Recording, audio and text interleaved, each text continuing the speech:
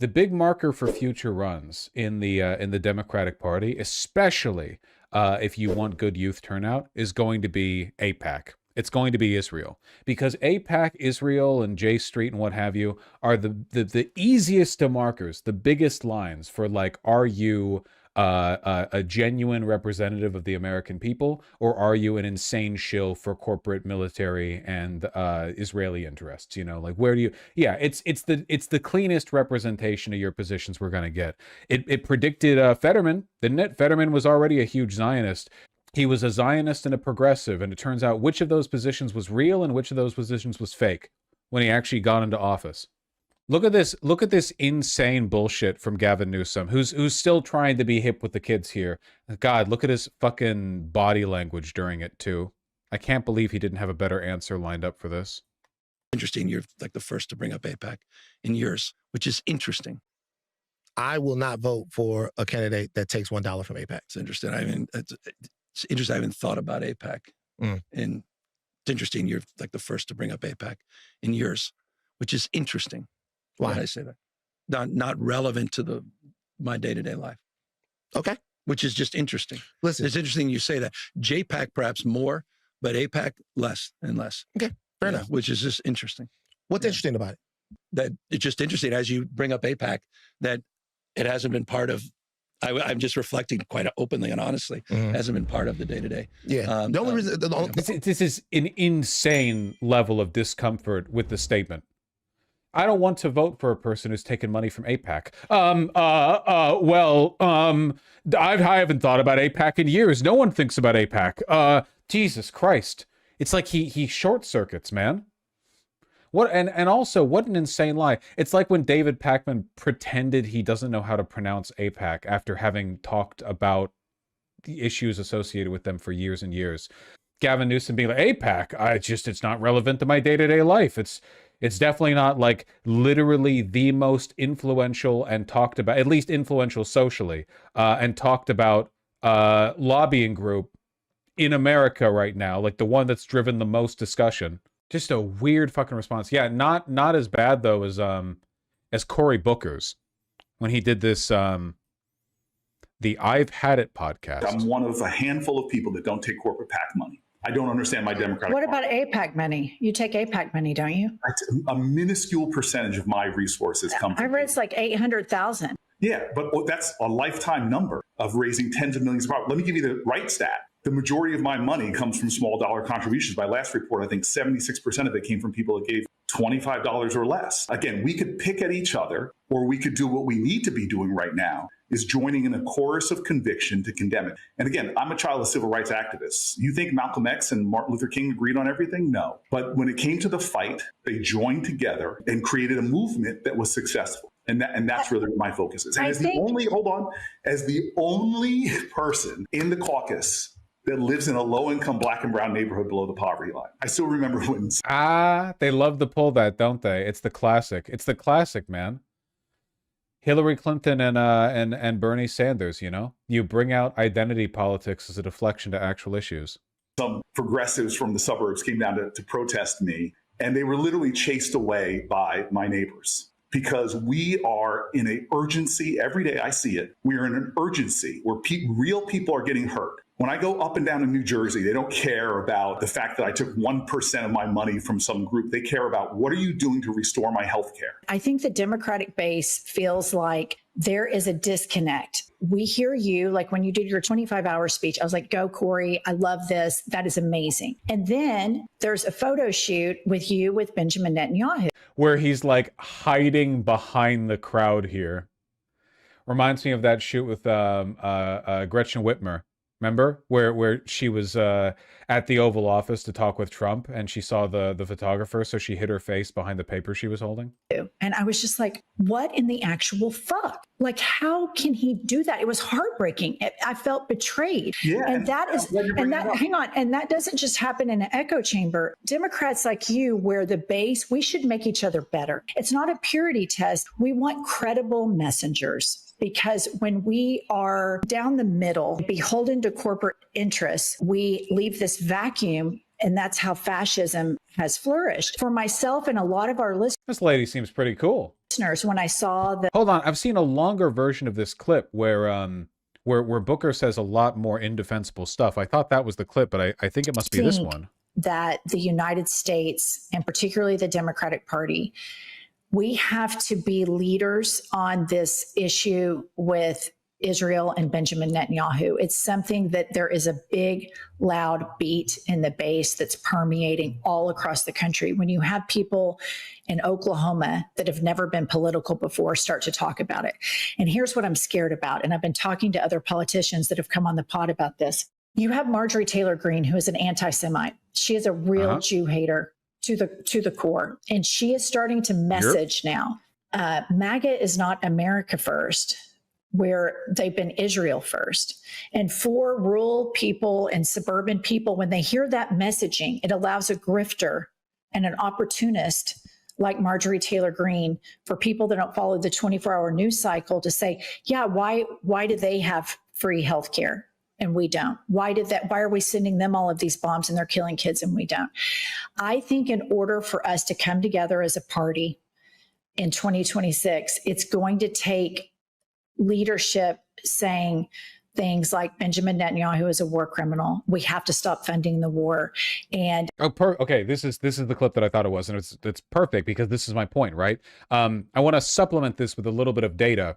Right now, the odds for Dems retaking the House have dropped quite a bit. Now, part of that, we know, we've seen CNN, we've seen the numbers analysis, the Kalshi prediction market odds, okay? It's not polling market, at least. We've seen this before, okay? The odds have dropped, largely because of redistricting. But a portion of this is because of the popularity of the Democratic Party. The Democratic Party is underwater right now. Now, that might not necessarily reflect in the popularity of the candidates during the midterms, but you have a feeling that the closer you are to Schumer, the more likely it will, right? We're going to see that in the upcoming, Maine primary. I don't think that's true because the before is from April. You don't think the problem's advanced since then?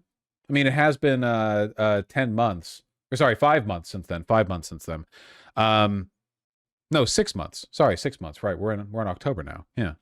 We've evolved on the issue, and I think it's okay. I think we're all at a place right now where we can accept that we have the leaders that we have. And I agree with you that we agree on 98 out of 100 things. And if we agreed 100 out of 100, we'd be in a cult, would be MAGA. And we're not that. We're always going to disagree on things. And I genuinely hear you when you say people don't know who Chuck Schumer is. You're exactly right. So many Americans do not know who that is at all. We all do, obviously. And I think the economic messaging, but I do think that if the Democrats leave this vacuum there, it's going to get filled by the people in MAGA that are seeing a post-Trump America. And it's super easy messaging with the America. Yeah, are you guys ready for Trump to die of heart failure in 2027? And in 2028, you have the Republican presidential candidate, J.D. Vance, who's like, America first, no more money to Israel. And then whoever the Democratic, I don't know, Gavin Newsom, he's like, no, we have to continue to defend our stalwart ally and the only democracy in the Middle East. You guys ready for it? They're going to be testing our vote blue no matter who axioms.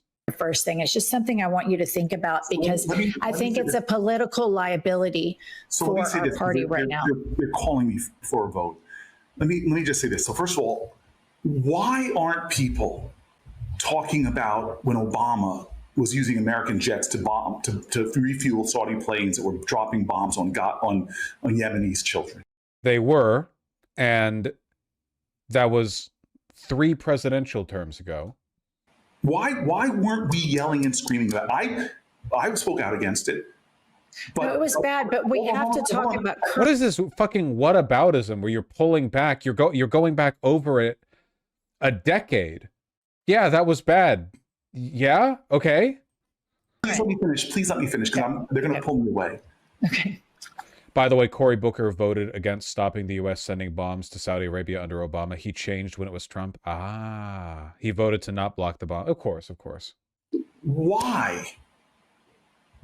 And again, I've been fighting for more funding from the Horn of Africa to the Congo to Sudan. Why can't... What the fuck does this have to do with posing in a picture with the war? Dude, they're all so fucking bought by Israel. It's crazy. Oh my God! The lady lays out a perfectly coherent argument and says, "I think that the Democrats are liable, like it's political liability for them not to condemn this genocide." And Cory Booker's like, "Ooh, what about South Sudan, bro? Oh, what about the Congo? What about the Democratic Republic of Congo? What about what's happening in fucking Myanmar right now? You don't even care about Myanmar. Like, what the fuck are you talking about, dude? There are no other insane, currently engaging in genocide, dictatorial warmonger, war criminals that enjoy this level of defense from the US government. In fact, I can't think of any foreign leaders that have ever seen this much support from the US government in terms of like sticking your neck out as a political liability. Fucking tens of billions of dollars, protection from the United Nations, by the US and the Security Council constantly blocking all of the otherwise unanimous votes from every single country in the world. Again, well, not every single, but almost every single country in the world against Israel. Our presidents lying to defend them, having them over constantly. Like this, there's no comparison. We get people to care in this country enough where our top podcasts are saying it's wrong that we are implicated in so many things, people dying on the continent of Africa. Why Haiti? Why can't I get... Like, you all understand there's no reason he would engage in all this whataboutism if for him support for Israel wasn't a hard line. He knows that if he acquiesces here and says anything critical of Israel, that he's going to hear hell from the people who have his phone number. So he's like, he just can't do it. They're completely bought, man. They're not even politicians, really. Like they're not public figures. It might as well not be a democracy. Top mainstream media people to give a damn about the atrocities there. The International Criminal Court singles out Israel, but not Jesus Christ. Iran, not Syria, not other folks. I don't understand. Iran and Syria. Wait, there have been multiple UN condemnations. Well, okay, hold on. The ICC? The difference is that Syria was in a state of like perpetual civil war for over a decade, and Iran isn't like a... What are you suggesting? The ICC singles out Israel? I'm with you on the ending of the nightmare and the ceasefire. I'm with you on criticizing the Netanyahu administration, which I think is worse than the Trump administration. But as a guy who is focusing so much of my effort on ending human suffering... Notice, by the way, he says the Netanyahu administration, like it still has to be some disagreement between him. But he won't directly criticize Netanyahu. It's still this abstraction, you know? The planet Earth, on the biggest humanitarian nightmares, I can't get people with powerful platforms to speak even once about the nightmares that are going on. What the fuck are you talking about, dude? Somebody linked this earlier. Booker tries to defend Israel by asking why people aren't yelling and screaming about Yemen, Sudan, and the Congo. First of all, America isn't providing billions to any of these countries. It's not just a general condemnation of suffering. The United States government has bent the knee and is like prostrated itself in fealty to Israel. Its leaders lie and defend them constantly. There are people being deported from America right now because they have criticized Israel. The State Department has threatened to revoke visas because of Israel. People have written critical op-eds about Israel that have led to the revocations of their student visas. It's insane. None of this shit is happening to any other country, man. I can find a single tweet from Booker on the Congo from 2018, one tweet on Sudan from 2024, and 0 tweets on Yemen. Yeah. Well, that's how whataboutisms work, right? It's not like you actually care about the things you're whatabouting over. It drives me nuts. And it's just, it makes me feel like I felt when I was representing Newark, New Jersey. To get people in our country to care enough. Why do I stand out and support people that you and others criticize me for voting for? Well, he really did do that filibuster thing just to get a book deal, huh? Yep. Yeah. He literally, the book was already in the works before he did it, I bet you. Yeah. Because I will never forget when nobody cared about mass incarceration of Black and brown people, who stood up for them. Identity politics being invoked to avoid talking about real issues. Why am I get so angry sometimes about my own party who seems to be distracted by issues that don't matter and not to the core of Support for Israel? What? people who cannot afford to pay rent and buy groceries. Think Didn't answer a single fucking thing. Just went into the whataboutism spiral. These people hate you, man. They don't even care about winning. Again, it is a political liability to be pro-Israel right now. The big line in the midterms is going to be, and I guarantee you this, is going to be AIPAC support for Israel broadly, okay? Candidates will overperform if they are willing to distance themselves from the Democratic establishment, and people will underperform if they don't. One more clip that I've been linked from this.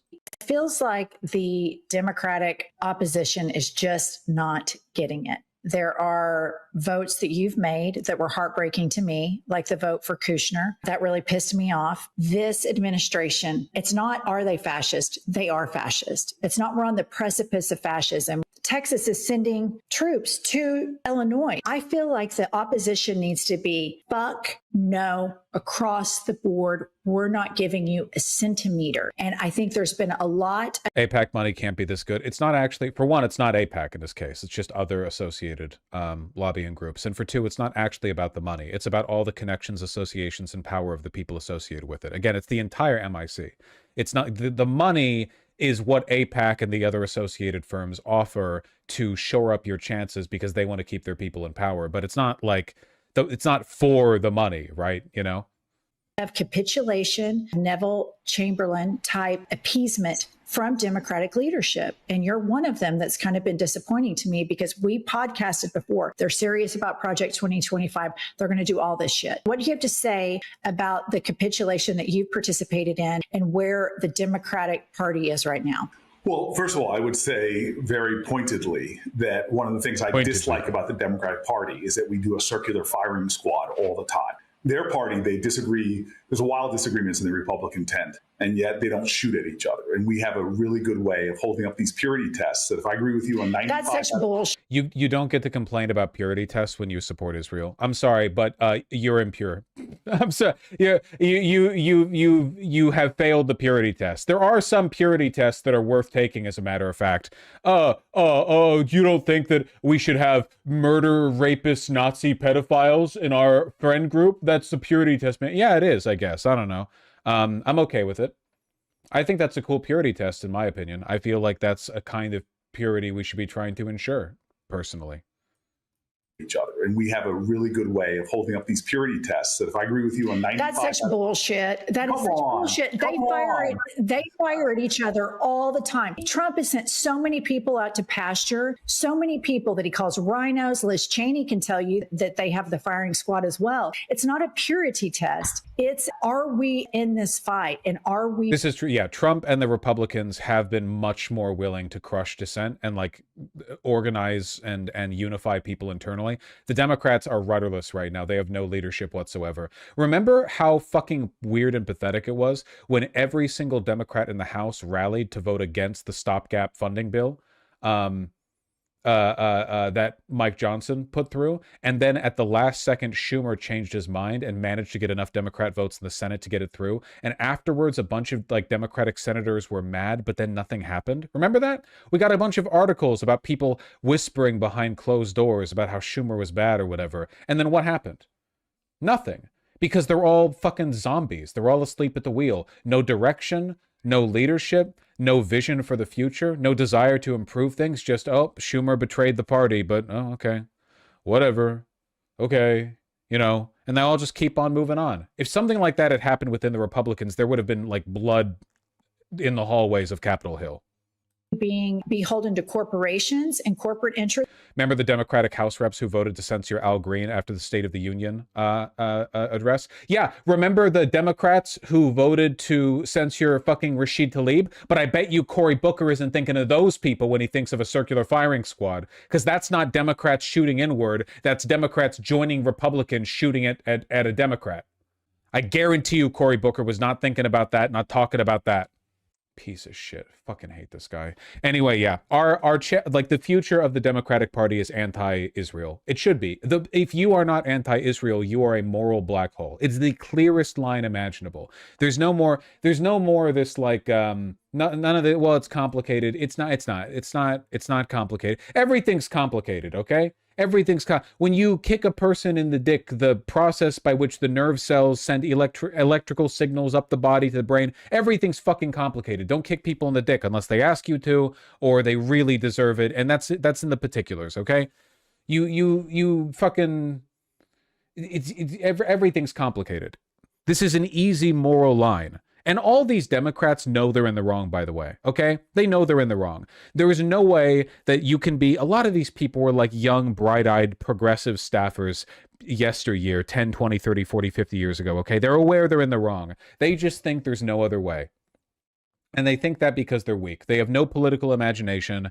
They have no desire to change things for the better. They have no belief in the ability for people in political power to meaningfully change the system, which is why they lost to Trump and they're still losing to Trump right now. They don't believe in the power of the bully pulpit. They don't believe in anything. They just think that they have like little fiddly government knobs they get to play with and press and pull once they're in power, if they're allowed to, by the Republicans.